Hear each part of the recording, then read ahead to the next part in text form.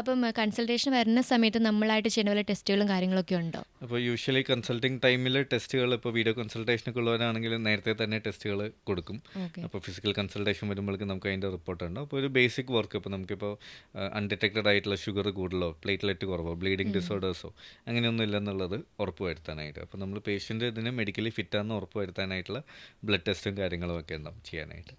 പിന്നെ നമ്മൾ ട്രാൻസ്പ്ലാന്റിൻ്റെ അന്ന് വീണ്ടും നമ്മൾ പ്രൊസീജിയർ പേഷ്യൻ്റ് യൂഷ്വലി ഭക്ഷണം എല്ലാം കഴിച്ചിട്ട് വരാനാണ് പറയുന്നത്. അപ്പോൾ പലർക്കും ഒരു സർജറി എന്ന് പറയുമ്പോൾ യൂഷ്വലി ജനറൽ അനസ്തീഷ്യ എടുക്കുമ്പോൾ ഫാസ്റ്റിംഗ് പീരീഡ് വേണം അങ്ങനെയൊക്കെയുള്ള കാരണം സംശയമുണ്ട് കഴിച്ചിട്ട് വരാമോ എന്നുള്ളത്.